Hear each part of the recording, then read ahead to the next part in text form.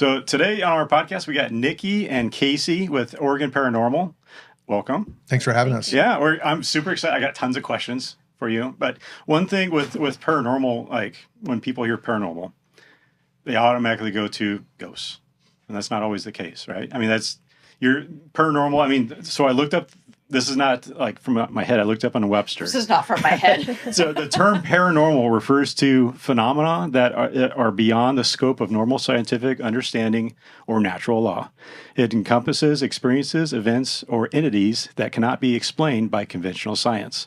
Paranormal often involves supernatural elements, including ghosts, psychic abilities, UFO sightings, or other occurrences that defy standard logic or reasoning. So that's a lot of stuff. Yeah. That's covered under paranormal. So Yeah, it's a net huge we're umbrella, casting. yeah. Yeah. So Yeah, for sure. how do you guys? I guess let's start from the beginning. How did you guys form and get into this as far as a group? I started in 1993. I grew up on a healthy dose of Unsolved Mysteries and In Search of with Leonard Nimoy. Oh yeah. And grew up in Southern California, so there was a lot that I was seeing on those shows, and there was no shortage of alleged haunted locations throughout the Southland. So I kind of, at an early age, started investigating these places, not legally. Not A little bit of legally. trespassing here and there. You know the door was which- kind of open. Yeah. Because My I wanted foot to, helped it, but because I wanted to see, like, is there anything to this that from what I'd been reading and what I'd been seeing on TV. Yeah. I ended up picking up two books actually at a yard sale in my neighborhood. One was The Poltergeist by Dr. William G. Rawl, and ESP Hauntings and Poltergeist, the parapsychologist's handbook that was written by Lloyd Auerbach. And those two books kind of solidified the path that I ended up taking. And those were like written back in like the 60s, right? The Poltergeist, I believe, was late 60s, early 70s. Yeah. And I want to say 1982 or 83 was when ESP Hauntings and Poltergeist came out. Okay. So that got the ball rolling for you. Yeah. And then some of the TV mystery stuff, and then it just kind of. I mean, how does a paranormal company, or do you call it a company, or is it more like an organization? It's kind of like a club, I guess. club? But yeah, I mean, I guess it would be an organization. Yeah. Just, with a bunch of people that share the same interests. They Same want to interests. find out, the what, the why, the when, the hows, Yeah. and just kind of go from there. It's been an interesting path, but when it's a lot different when you're investigating it as a single person versus starting an organization. Scott and I had a shared interest in it. We talked a lot about it Yeah. during our breaks because we worked in adjacent buildings back in high school. So during our breaks, we would just chat about the paranormal, and we said, "Oh, hey, it'd be really rad to start a group one of these days and start investigating." And then fast forward like 15, almost 20 years later, and we actually followed through with it. Wow. So it's been interesting because we had no idea the first part of, starting anything like this, but it essentially was a year of prep, building forms, building a website, some sort of a web presence. And then once we launched the website and all that stuff, we started slowly getting emails and the kind of ball was rolling at that point. Okay. And Nikki, how did you get into it? Same. I was a internally creepy kid, I guess. I loved all the ghost stories and movies and, Yeah. Are You Afraid of the Darks on TV? I used to And love that. Mm-hmm. This is like nostalgic hearing all Yeah. of these. I had a wonderful woman in my life that would tell me scary stories of old homes she used to live in when she lived in like Idaho, and I would just eat them up. And then it wasn't until I was a little older that I realized, oh, there's events for this.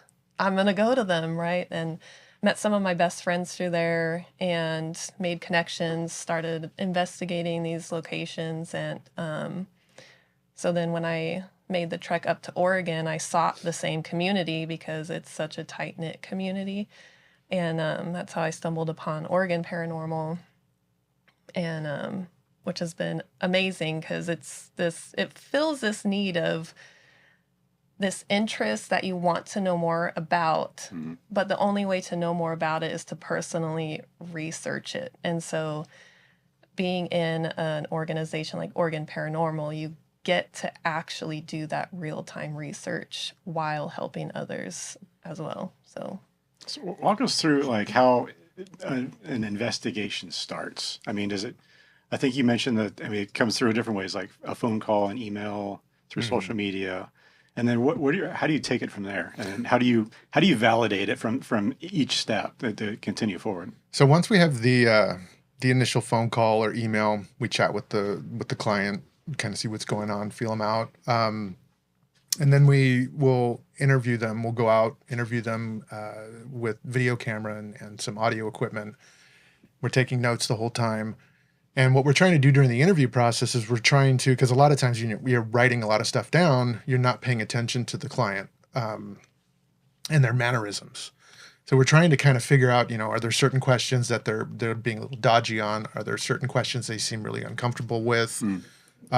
So that we can readdress those questions later. And that's why we will video the initial interview. A lot of times it helps when we're dealing with somebody who's being a little bit more deceptive, but then it also helps in cases where somebody's still not quite comfortable enough to share certain pieces of information that could be pertinent to the case. Once we have all that information, we take it to the core team, we discuss it, we figure out whether or not it's something that warrants a full-scale case study, because those can take anywhere from 6 to 8 months. Or is it simply just consulting with them for a couple weeks and kind of looking for natural explanations to what it is they're experiencing? So there's a couple different avenues that we can take when we're looking at the beginnings of a case study. Do you feel like you can weed people out pretty quickly if they're being deceptive, or if there's like... Sometimes we can, and other times it takes a few more visits before we can kind of reach that. A lot of times we find out that they're really into the TV shows, or they're really into horror movies, so they're very heavily influenced by that, or they're heavily influenced by something that they heard from a friend, or they have, those instances where they go to a party and there's a Ouija board, and now all of a sudden they've got a string of bad luck. So now they're blaming the obsession with the Ouija board and all that stuff. So they're like, it followed me. So a lot of times you're almost like a counselor to these people. And luckily with Scott, who's the person I found the group with, he has that counseling background. He used to work for Dornbecker's. He was a school counselor, and then he also worked for Suicide Hotline for suicide prevention. So he's got a lot of tools in his bag that he brings to the team that help with those kind of cases and really kind of connecting with the individuals that we're working with. So the deception could be they're trying to pull one over on you guys, and they want to, say they had a paranormal team out to their house, and but it could also be they're not comfortable explaining what's really going on, or they're not really ready to get to a certain level with you guys, and so that could also be a deception. Yeah, and a lot of times the deception could just be read as deception, and more so they just don't know how to articulate what is going on in the house, and they just don't understand it. So not necessarily saying that every client is like that, because it's very rare that we run into somebody that's trying to be deceiving. It was more so when we didn't have a lot more checks and balances in place in the early days. Now I think with the forms that we have and the questions that we ask, we're able to kind of weed those cases out before they start. So the cases that you end up going to, is it all historic buildings, houses, or is it like this house was just built last year? What's going on here? It can be anything. Really? In what we've learned over the years, somebody could die in California, and for some reason they're haunting a house in Oregon, for example. There doesn't seem to be kind of an end-all be-all as far as like what types of buildings or pieces of land can be haunted. It's all a case-by-case basis. There's like no boundaries. So with that, what has happened with you as far as, because you've had a long history of doing this, there's got to be some sort of validation going forward to continue it. What's happened with you that's like, I need to stick with this? Yeah, it's interesting because sometimes we joke because what we do is very boring. It's not like you see on the TV shows where things are happening here and there all the time. A lot of times it's just sitting and observing a location almost. And I liken it to the scene in Poltergeist when they bring the parapsychologist in and they set up in the living room and they're just sitting monitoring equipment. A lot of times that's what we're doing.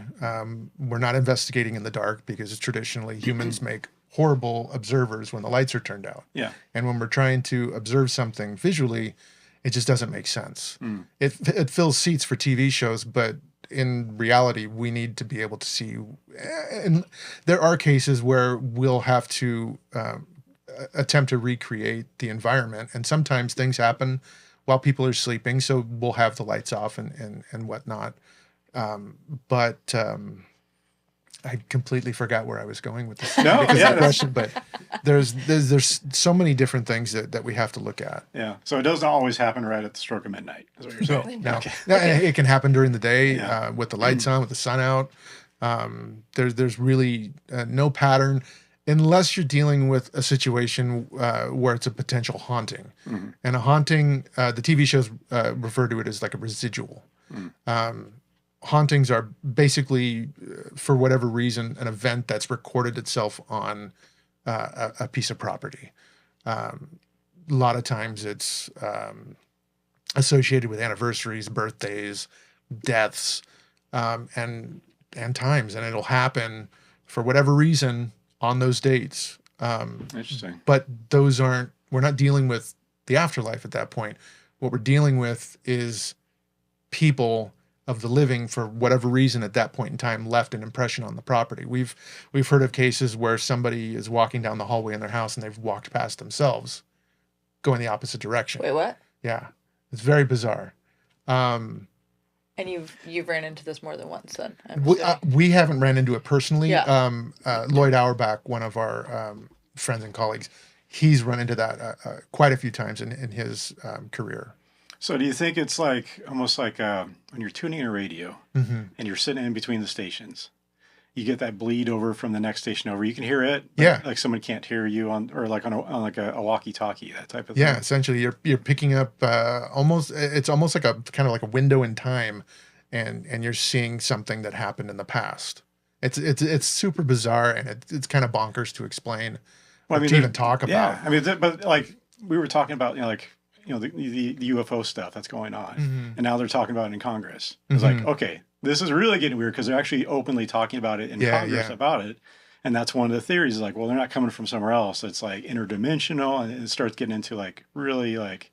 There's a lot of pretty wacky theories out there, and then like Bigfoot is a dimensional creature that can travel in and out of dimensions, but yet he has no clothes. It's a way to explain it, I guess. But yet he has no clothes. He's got the tech to go through these dimensional portals, but still has no clothes. He's like, tell me your ways. If I was that furry, I wouldn't wear clothes either. Who knows?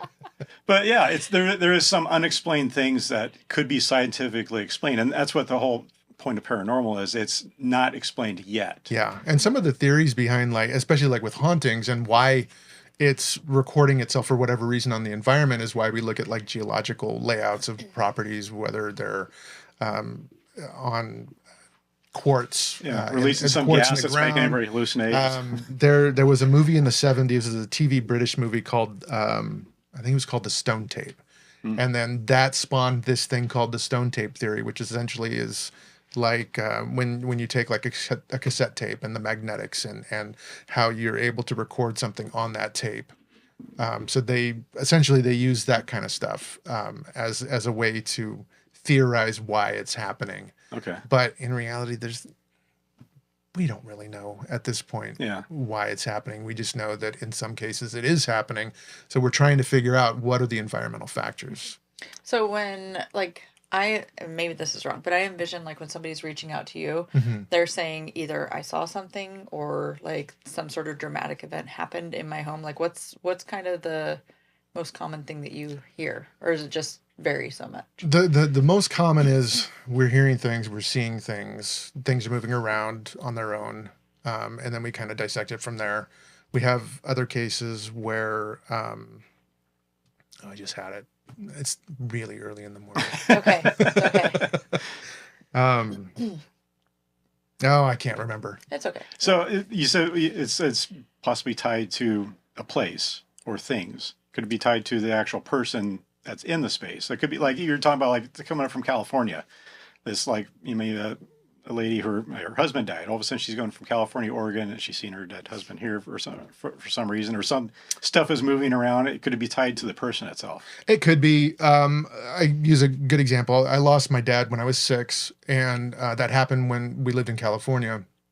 When we moved up to Clackamas, and there was this. When I was dating my wife, right before we moved out, I had old stereo, old Pioneer stereo. You had to push the power button. It's one of those ones where you push the button and the button stays in. There's no way. It didn't have a remote, and it also didn't have a battery which powered the memory. Yeah. So every time you turned the old receiver on, it was always on 0 on volume. Yeah. This particular night, it turned on. I had a 6-disc CD changer that turned on. It was They all blasting. turned on by themselves? Yeah, it was blasting. I can't remember what song it was, but it was blaring. Didn't think anything of it. I shut it off. About a day or so later, I found out that was the anniversary of my mom and dad's wedding. Oh. She's had instances where she had lost the diamond had fallen out of her ring, her wedding ring. She lost it when we lived in California. She found it on the carpet in the hallway of our house in Clackamas. Oh, wow. Was also a date-driven event. Could it be coincidence? Of course. But there's been enough situations that have been date-driven, at least in my situation, that leads me to believe that there's something going on. And again, also proof that you don't have to necessarily die in one location and be stuck there. Okay. I have a hard time with dates. So if for some reason something happens when I die, I can't remember the date. So it's I'll probably be not me. like, why did this show up 5 days after our anniversary? That's how it is. What's the significance of January That's 6th? gotta be Brian. That has gotta be Brian. It's got to be Brian. We were married on July 14th, but this is him. Yeah. That's funny. I'm going to remember that, so thank you. If you try to haunt me later, Yeah. I'd be like, you're doing it wrong. Like, Just leave a note. I know, just put notes everywhere, like July 14th. So I was telling you earlier, I used to work at a hospital, doing security and late at night, and like the hospitals got to be haunted. There's so many bodies going through there and suffering and people dying. And you think a hospital is someplace that's comforting and stuff like that, but it's sometimes the opposite. And so working there, I did see some creepy stuff, but I mean, I think going through, because I do like real estate photography, so I go in tons of old houses and shoot them by myself, of course. And there's some weird stuff that's happened with some of those old houses that we see. And He sent me a video one time of this. Where was? Okay, you're it gonna was have downtown. It was downtown Salem. It's a historic house, and with a lot of the historic houses, the people that buy them like to preserve them very historic as far as how they decorate them. And so, of course, you walk in and there's like little porcelain dolls everywhere. It's like, I'm by myself, like, great. Gotta look That's at this just thing. creepy to begin with. I mean, let's just put that out there. So I'm being funny. I'm trying to like record one of these. It's in a baby carriage. Yeah. And it's just kind of looking up at me like, this looks really creepy. I gotta show Carrie this. So I'm like videotaping, like getting closer to it because I'm gonna try to scare her with it. So I'm getting closer to it, and over on my right side, I hear like this growling sound, and It's like this guttural growl. and it happened on video. I was like, oh, like that. And so it made my camera shake. And then we played it back really slowly, and you could hear like this low thing happening right when we slowed the video. So it's down. like as it's zooming in, he's getting closer. All of a sudden, you hear just this, and then it shuts That's off. Like interesting. Brian, like scared the crap out of I me. had never gotten a phone call, and he's like, "Oh my gosh, you're not gonna believe what just happened." Did you go back in and finish shooting that? I had to finish, but I mean, I was like looking around the corners before I go. I didn't just blindly go into a room. I was like, I did a little peek and go. I was like, I have to find the video because we actually have the video, and you can literally hear the growling noise like right at the end. Yeah. So yeah, So yeah, it's a haunted doll. it's like I was trying to be funny about it, and whatever there didn't like that me trying to be funny about it, and so it proved a point. So I remembered that train of thought when we were talking about the different types of cases or what the normal the regular claims are. Yeah. Other ones are suicide cases. They've done a number of those ones. But you think like when you're going back to your job at the hospital and stuff, and you're dealing with a building that's experienced a lot of trauma and a lot of emotion gets released, whether it's, through tragic death or sickness and whatnot, for whatever reason, I would imagine something's going to linger after that. And especially when it's something that's almost a constant at a building like a hospital or trying to think of or psychiatric. Like, psychiatric. Across the street, they have like the Oregon, State Hospital for like psychiatric stuff. And it's beautiful building. They've restored that thing. But Damish when it used to be in Woodburn was another place that had a lot of claims of activity, and I can only imagine the stuff that went on there, the stuff that would have gone on at the Fairview Training Center back when that was there in the Salem. Yeah, he worked there until it closed. Wow. Yeah. So a lot of weird stuff. And people don't think about Oregon as like this like haunted state. They think it's totally fresh and new, and nothing could be like that. But it happens everywhere, and there's always a history. There's a history with every culture of like ghosts or like unexplained things happening. Yeah. Tell us about you mentioned earlier that not everything happens at midnight, and that our senses are kind of heightened. Naturally, just because of predators and stuff especially nowadays. Yeah, we get that. Not modern day like predators, but like people like dodging wolves and stuff like that. At midnight, our eyesight's not great. Our hearing gets super heightened, so we pick up little tiny noises throughout the house, and so everything is like goes to your gut, and you're like, I'm in danger somehow because I heard this noise, or I can't see over here, but I see a shape moving, and my mind's projecting like there's a face there. Yeah.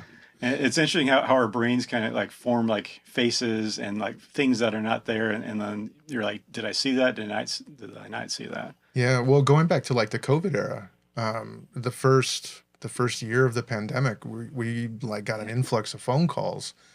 And because everybody's home all the time. Yeah. Usually it was, we would only get them in October. Noises. From like October to January was our really busy season because a lot of people spend more time in their houses. Yeah. But now during COVID, that's all we were doing. So people were jumping at every little noise that they weren't used to, even like when they're sitting in their house during the day and they hear like the floor creak or the furnace kick on. A pipe would that's not belted down in the wall starts to vibrate, and they would call us. Yeah. So it was interesting to see. It was a kind of an interesting little experiment to see like how people were extrapolating the information that they were getting. Yeah. Being home all the time. And then they're trapped in their house. Yeah. For days or weeks on end because they don't want to go outside, and so that even heightens it probably even more. It's your mind starts playing tricks on you. Yeah, and then couple that with the people that are really into the paranormal shows, their mind, the seeds planted, they all of a sudden think that there's something going on, and that of course the next thing that they jump to is like, oh, I've got some sort of a demonic force at play in my house, and it's the furnace. Yeah. So when my grandma was passing away, this would be 2018. My grandpa passed away when I was, I was in 8th grade. So it must have been like 13, 14. His name was Elwood. Everybody called him Woody. So my grandma passed away in 2018. I'm a realtor. As she's in the hospital, I get this call from someone who says, we need to list this home because they want to purchase another home I have listed. It's like, okay. And they're like, I said, what's the address? And it's like, I can't remember the house number, but it was on Elwood Street. It's like, well, that's interesting. And so there is a realtor in town. His name is Woody Woods. I haven't talked to this man in years. And literally, as my grandma is taking her final breath, I get this phone call from Woody Woods, which my grandpa, we all called him Woody. And so I remember standing there with my mom and my aunt, and all of a sudden my phone's ringing, and I go to silence it, and it says Woody Woods on it. Took a screenshot really quick, and I'm like, Mom, Grandpa's calling. And then I get this text message saying, we'd like to go ahead and view your listing on Elwood. And we're like, holy crap. We're like, all right, Grandpa, we get it. It's weird how those kind of things happen. It was the crazy. So we joke about this all the time. We're like, okay, Grandpa called us when Grandma was ready to go, sort of thing. And then the weirdest thing was like, I think it was an hour or two later, he messaged. He's like, hey, I'm really sorry. We weren't even looking in this area. This was so far out of where my client was even looking for a home. We're not going to come. So just go ahead and cancel the showing. And I'm like, okay. Yeah. All right. Okay. Will do. It's okay. Yeah, not a problem. So we always joke about when Grandma passed away. Grandpa called to be like, time to go. I'm good. And it's almost like those things happen. happen at those instances as a way of comforting the people that are It really was. Yeah. losing the loved ones. Yeah. Yeah, I mean, there's a lot of emotion that comes into it, especially when someone's like, they're passing away, and they're there in the room with you, and family members start showing up that maybe haven't been around each other for a long time, and everybody and all that emotion is building up in that room.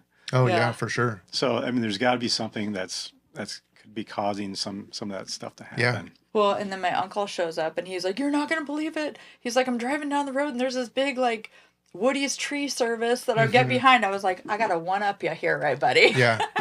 So, it was just kind of comforting, though. But. It kind of reminds me of like when I go car shopping, for example, and you've got like a specific car in mind, and then all of a sudden you start seeing that car everywhere. Reticular activator. Yeah. Okay, so I had never heard that phrase before, and then someone we know was telling us about reticular activation. I was like, what are you talking about? And then she uses, I think, like a yellow slug bug or something like that as like an analogy. Yeah. And so she starts explaining that, and I'm like, oh my gosh, that's a thing. Yeah. So. Yeah. And you figure that same thing happens when we're dealing with the loss of a loved one. Yeah. You start looking for these signs. We got questions. We got questions. Sorry. We got questions. All right. So it's Lafayette Cemetery checking in. Check it out. Or check it out. I thought Lafayette Cemetery was checking in. Okay. The cemetery's checking into the podcast. So Lafayette Cemetery. You guys ever been in there?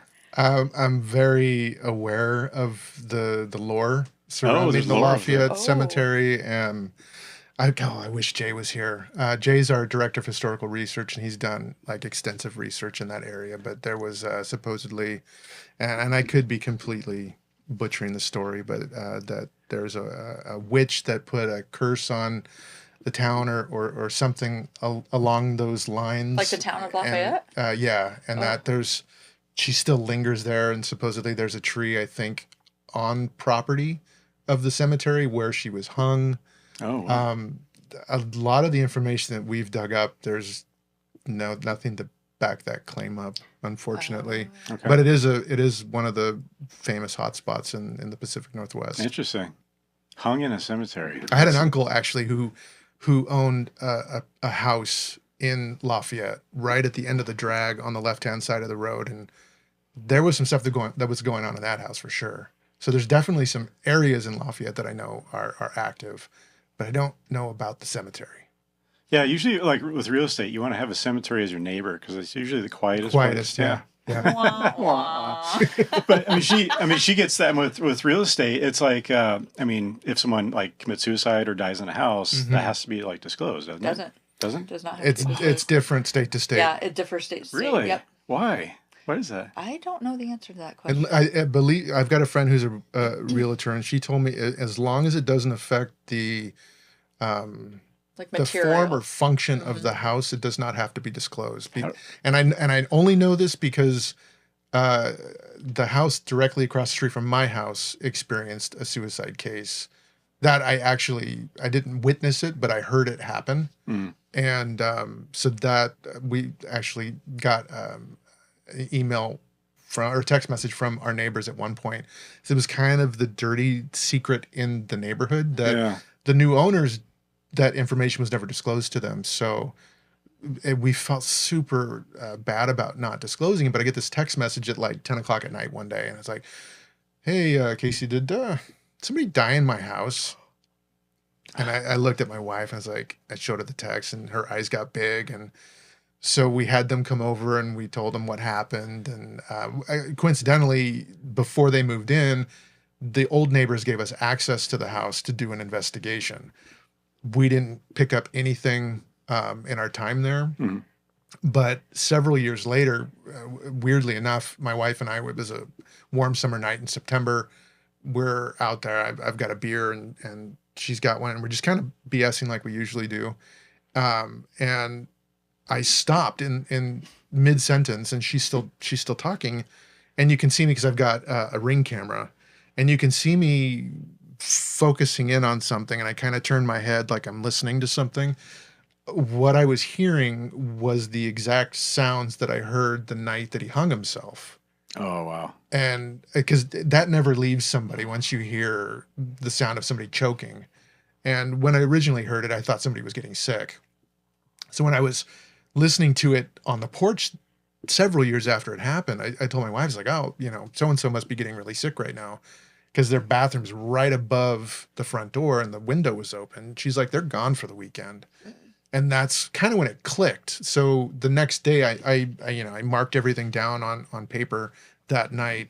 The next day I went into my records from when we did the case study, and that was the night that he completed suicide. Was it something that triggered something in my subconscious to remember the events of that night? Mm-hmm. I got to send or a chill. Was it actually paranormal? That's I got to send a chill up your spine when she told you that. It's interesting, yeah. Wow. And again, a perfect example of a date-driven event. So do people ever come to you saying like, yeah, like I think of like paranormal or something like that, where people come trying to communicate with people like on the other side sort of thing. Mm-hmm. Do you guys get that? Like people asking for that, or are they looking for like validation that something's actually going on? It's more on the validation side. Sometimes we'll get a call like that, and we've got friends that do mediumship and psychic work and stuff like that. That was the word I was looking for. Yeah. And we'll usually forward them to them and see if maybe they can help. Is that something you try to keep separate so you can kind of almost not like taint your investigation with other things that are kind of outside? Yeah, usually if we bring in a medium for anything, they're brought in separately from the investigative team. They'll write down their impressions on a sheet of paper, and usually it gets sealed in an envelope, and then we kind of set it off to the side, and we won't look at that information until after because you don't want that to come into what you're doing. Yeah. Got it. And we haven't worked too much with psychics and mediums and whatnot, but it's not completely off the table. It's solely on the request of the client, whether or not they bring them in or not. It's hard to be totally completely like down the middle as far as like, I'm going to approach this with an open mind and I'm not going to have any preconceived notions. Mm-hmm. But everybody, even like scientists, have they go when they go into it and they do like some sort of like study, or they're writing a paper. Yeah. There's a little bit of what they really believe that comes out in whatever they're writing, I think. Yeah, it's really difficult to stay completely biased on a case. Yeah. I see it on Facebook all the time. We follow a bunch of different groups throughout the Pacific Northwest and the U.S., and one of the trends that we see is we've got this case coming up. I can't wait to see what kind of evidence we pull out of it. And so that tells me they've already tainted the investigation because they've already set an expectation that they're going to get something. So you see this old mansion, all of a sudden there's a thunderstorm happening. It's like, this place is definitely haunted. That's what you're thinking. It's like, look at this place. This is scaring the crap out of me just looking at this place. And so you're going to come into it like, okay, now you got to work backwards. Like, okay, how can I like debunk that this is? Yeah, and there's a lot of like histrionics that goes on with case studies too. Is a lot of times paranormal groups will heavily rely on the historical information, and history isn't always correct, and especially when it comes to like haunted locations, sometimes that history can be muddied, and so we try not to let that information kind of muddy the investigation or the case study, because we might have information on the place that has nothing to do with what's going on there. So it's very easy to go down the wrong rabbit hole. And is that where like when someone's telling you, here's what's happening, it almost you don't want them to tell you what's happening so you can find it on your own or find something else that's going on? Well, we definitely want to know what the claims are and where the claims happen within the location. Mm-hmm. We also want to get several different witness statements. And so like during the interview process, when we're interviewing people about a particular location, we interview them at separate times, because we've learned over time when you're interviewing everybody in the same room, everybody's leading the other person. So we want like to get... Oh, yeah, I remember. Oh, yeah. Don't you remember? Okay. Yeah. So we always want to get as honest of an account as possible from each person that's experienced something to see if there's any variables that may be lying within the two stories. Yeah. And that's another reason why we look at like medical history and things like that with clients, because we want to find out, is there any psychological trauma? Are they taking any prescription drugs that could hinder certain senses? Could it, cause hallucinations, things like that? And that's another reason why Scott is such a great asset to the team, is not only does he have the counseling background, is now he's a physician. So that really helps as well. And in the past, we've also reached out to nurses and other doctors to say, hey, we've got this client, they've got these prescriptions. Is there a possibility that this dose does not gel well with this one and whatnot? It's a hard line to balance, because you want to believe people are being honest and with what they're telling you. And they also don't want to think, well, they're going to hear about my medical history and they're not going to believe me based on my medical history. Sure. Yeah. And that goes in with like when we get a phone call and said, I've got a demon. It's like, well, okay, I want you to get a psychological evaluation and a medical evaluation from a physician and maybe some sort of a psych eval. And then once we can see that data, then we'll start looking at those other claims that you say might be demonic, because 9 times out of 10, it's it's more psychological than it is or medical. My colleague Ben had a case where the lady was adamant that things were happening to her. She was experiencing all sorts of things across the spectrum, visual manifestations, voices, the feeling of touch, and nobody else in the house was experiencing that stuff. He suggested that she be examined by a medical doctor.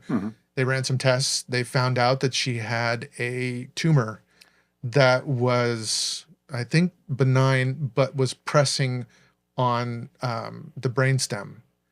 And that's what ended up causing a lot of her hallucinations. Wow. She got treatment, and those hallucinations started to go away.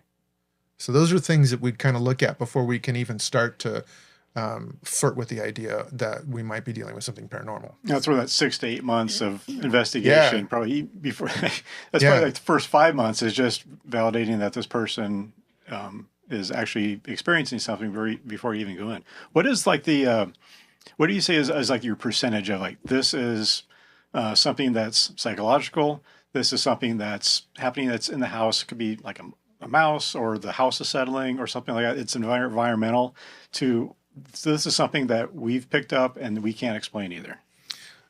Oh man, I would say that about 98 to 99% of the cases that we've worked, there ends up being a natural explanation to this, that, or the other. That's a high stat. It really is. That's why we have to be so picky with the cases that we handle, because it takes so much of our time and the client's time. We want to make sure that the cases that we're going after might yield some results, which is difficult. Because the paranormal doesn't perform on cue. So that's why 6 to 8 months, but we're also returning to the location for several investigations over that 6 to 8 months. That's got to be tough for your team members. So I think you have to approach it a certain way. It's like a fisherman going out and never catching a fish. But you just like to be there. And throw the pole. One day. One day something might happen. So it's a hard thing to overcome as far as like mentally when you're going into something, because naturally people want to see a result. Either your client wants to see, I want you to validate what I'm experiencing. Or explain it. And I don't want to hear anything else being it's about the house or anything. I want you to tell me what I'm doing is real. Or your team member's like, eventually I want to be able to see something that I can't explain that blows my mind. And then you're constantly going and trying and doing something, but you're doing it in a way to just come up with an answer. It's a frustrating industry, I guess you would call it, to be in, because it doesn't always garner results. But there are those instances where we do come across a case where we get something on audio or on video, or we have an experience in real time, And that's what recharges the batteries. And that's why we do what we do. We're reminded, oh yeah, sometimes stuff does happen. So Like the white whale. Explain to us what type of things you guys have actually picked up on audio and video. He like points at it right away. He's like, go. I've been doing all the talking. Voices on audio I've gotten before even I've been part of Oregon Paranormal. And in real time, you don't hear anything usually. But then you go back and listen and you're like, oh my gosh, I caught a glimpse, of my white whale. So I got to keep going. I'm trying to think now. Does it come across as like whispers, or is it like completely like this sound like we should have heard this at the time, but for some reason we didn't hear that? Sometimes you'll catch whispers, but sometimes you'll catch a full word, or it's like someone should be standing next to you or behind you, or even just outside the door saying something. And you're like, how did I not hear that in real time? If you've made your parameters secure enough, so there's no way anyone else could be there. So you have this experience that you can't explain, but that was the point why you were there in the first place. So and those are the things that light your fire to keep doing the next one, to keep doing the hours upon hours of research for nothing, to get that next little moment of evidence for this research project. Yeah. Well, and I didn't realize we were talking about earlier. I was asking like, what do you guys typically charge? And you're like, we don't charge anything. Yeah, it's internally funded. Most groups are internally funded, and it gets really expensive, especially because we want to have if we do pull a piece of data that we can say definitively is a piece of evidence, we don't want it to look like Bigfoot footage, which is always blurry. Yeah. Or the blurry, like out the of shadow focus, over here. I promise this UFO photos. Yeah. We want to have something that's nice. So all of our audio recorders are Zoom high definition audio. We're able to place those audio recorders throughout a location, get real crisp audio. The same goes for video. We don't want to have, standard definition or whatnot. So the DVR systems that we have, it's 4K video on an 8-camera system that also have onboard audio for each camera. We're working on a documentary right now up in Port Gamble, Washington, at a very well-known haunted location called the Walker Ames House. And a couple months back, we had been filming for the show, and we kind of moved in as residents for 2 or 3 days in this house. And it was me and Ben Robison of Washington Paranormal. And I had my cot set up in one of the second story. I was thinking it was the second story master bedroom. And Ben was in the room adjacent to me right by the staircase, had all the cameras set up, and it had been rolling for several days. This coincidentally was the last night that we were going to be in the house. And earlier in the evening, it seemed like something kind of woke up in the house, it seemed. And we've spent a lot of time in this house over the years. And we finally called it a night pretty early because we were going to head out first thing in the morning on Sunday. And it's around midnight, and we started hearing noises. And it sounded like, at least to me, it sounded like knocking. And it happened a series of, I think, like 7 or 8 times throughout from 12:30 to about 4 in the morning. And the difficult part is, we're in a alleged haunted house, but we also have to think of the outside factors. We know it's a haunted house. A lot of people in the Pacific Northwest know it's a haunted house. So it's a hot spot for people to come and check out. So was it a spirit trying to get our attention, or was it somebody knocking, knowing that we were there that night, that was screwing with us? Oh, yeah. So in those instances, we have to kind of reset and go, oh, this is what we need to do differently next time. So next time we go, we're going to set up motion activated trap cameras outside the property and canvas that so that we can rule out any human interaction. Yeah. But what was interesting about that case was that We had cameras downstairs and we had cameras up in the attic, and then on the second story. Each of the cameras has an onboard microphone. So the camera that was in my room, and you can see me sleeping on frame, that captured the knocking. The downfall, or the unfortunate part, was we didn't have a camera on Ben. So if we were to say, hey, we're going to present this as evidence, they're going to know, okay. we want to like, make yeah, sure where's that Ben? Ben's accountable and I'm accountable Yeah. before we can start looking at other things. We had a Zoom camera or a Zoom audio recorder set up in the main hallway of the second story that picked up the knocking crystal clear, very loud. When we reviewed the Tascam audio recorder downstairs, it's very faint. So what tells me is that the knocking was coming from the second story. We checked the camera and the audio recorder up in the attic, again, very faint. For some reason, it seems to be central to the second story.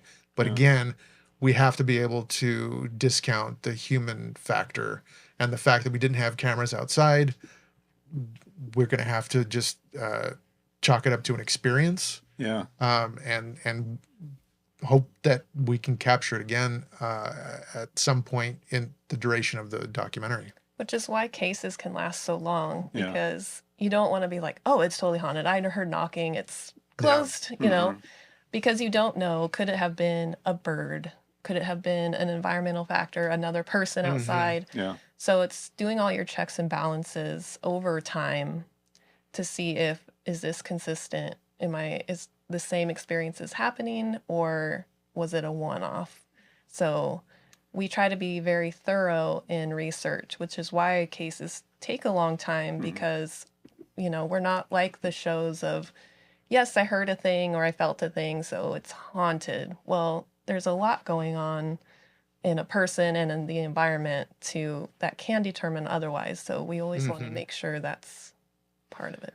The hard thing, I think, especially with technology kind of going forward, you trust your equipment, you know how it's going to react to certain things. You present that as evidence online. People are like, no, I don't believe it, because you could have just recreated that. You mentioned like the Bigfoot thing. Like every Bigfoot video is blurry footage from the 70s or 80s or something like that. If I were to like take a high res with my camera of Bigfoot, like it's a guy in a costume. I don't believe you that because it looks too good. It's like it reverses. Now it's totally unbelievable because it looks too well and it's too convincing. Yeah. Yeah, Like I mean, we could AI.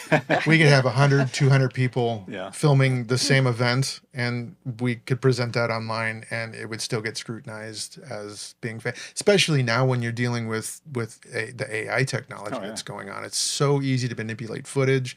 So a lot of times we'll get like videos and audio that gets sent into us saying, I recorded this, and what do you think? And so we'll take that video and we'll throw it into Adobe Premiere and see if it's been doctored in some way or another, or if it's just information that they're not catching at the time that they're reviewing it, so they want to send it to us for a second look. Yeah. We deal a lot with like orb videos and things like that, and from like either home Nest cams or Ring cameras, and it's just educating people to certain things that get captured on audio, letting them know about the low noise floor of electronics that we can't hear, but microphones will pick up. Infrasound, things like that could cause your eyeball to vibrate, and it's so minute that you're not conscious of it, but because of that, for whether it's a rushing river by the house or wind, that infrasound is affecting the entire environment. Oh, interesting. And so I found this out a couple years back, but when the eyeball is slightly vibrating because of infrasound, it can cause hallucinations. Because your eye's trying to interpret what it's seeing. It's not used to like vibrating. So it's like, there's something there. It looks like. And they can't detect that anything's wrong with them. So they automatically assume that it's a paranormal event going on. And rightly so, because it's not something they've experienced before. So a lot of it is just, educating the public. And in some cases, reschooling them or unschooling them from what they've learned on TV shows. Okay. Because there's so much misinformation. Some shows get it right, and then there's other shows that are just trying to fill seats. Yeah. So Like, yeah, especially with fear, you see it all the time on the shows. Everything is so scary. It's demonic or it's an evil. And it's not always that way. It's rarely that way, if ever. So for people that are afraid too to come forward with paranormal experiences because, well, they're going to get scrutinized, but sometimes it is a personal experience and sometimes it's not, but it's not always scary and it doesn't always have to be scary, which I think is the perception a lot of people have. And I've been doing this for as long as I have, Yeah. and I've never once felt threatened or scared about what it is that I'm experiencing. And that's what you see on TV a lot. And maybe that's good for TV.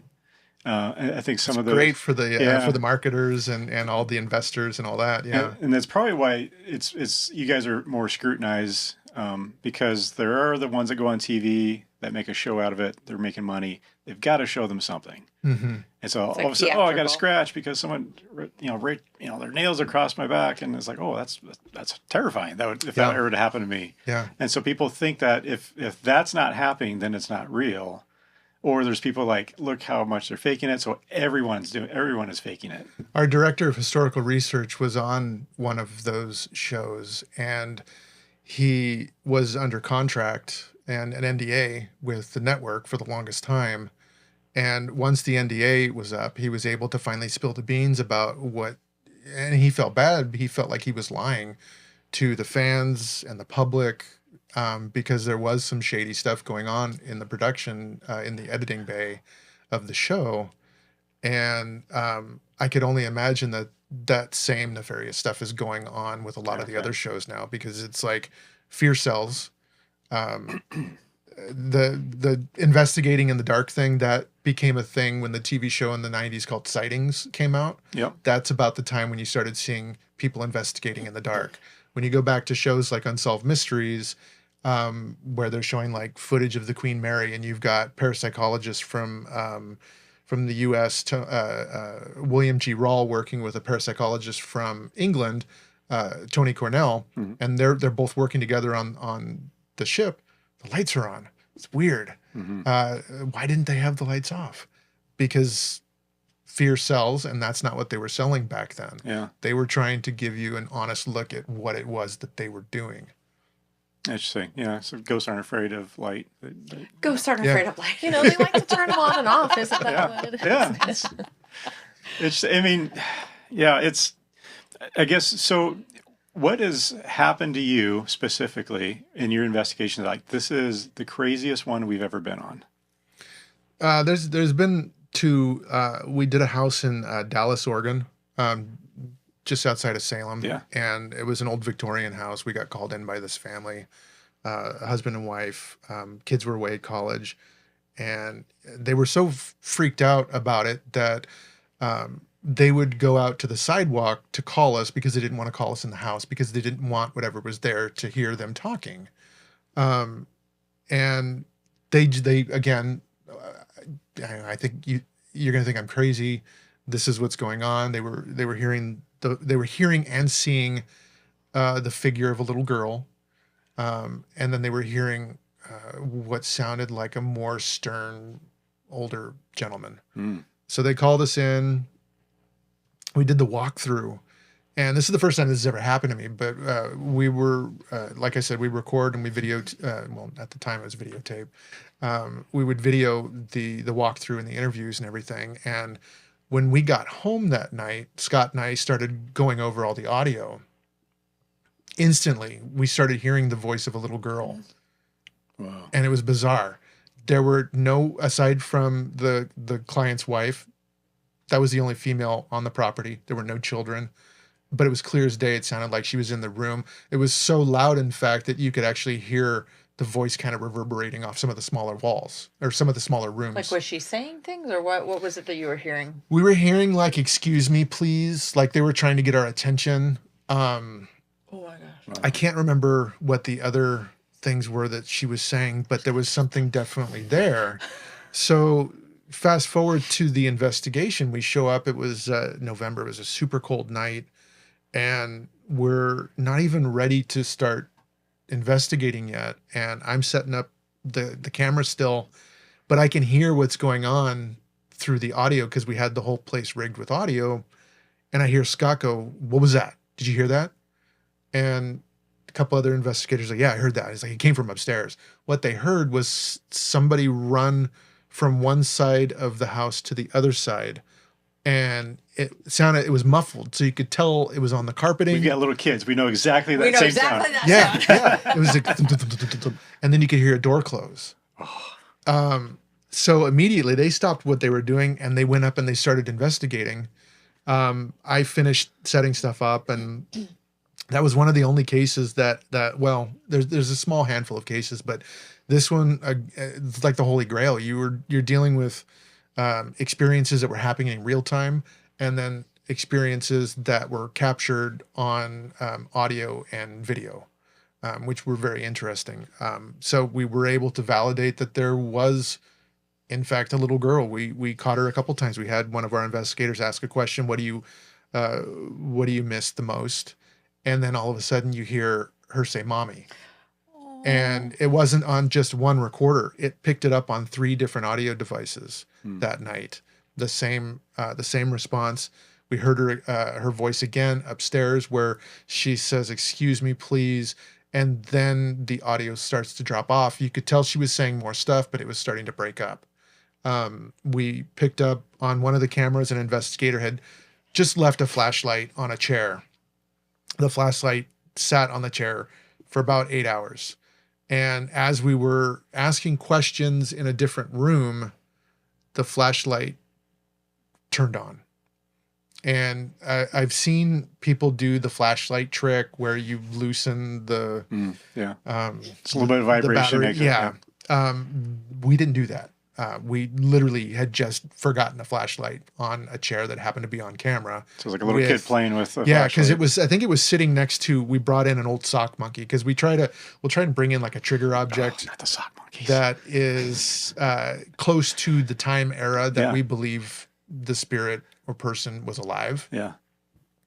And the flashlight happened to be there. It had been sat down there when we were setting down the trigger object. And then, about 7 or 8 hours into the investigation was when the light went off. We had instances where you'd ask for a response, and in the kitchen, we're sitting in the dining room or the living room, and you could hear what sounded like rustling clothes and what sounded like somebody walking around on the floor in the kitchen. So it was like one thing after another. We just kept capturing stuff.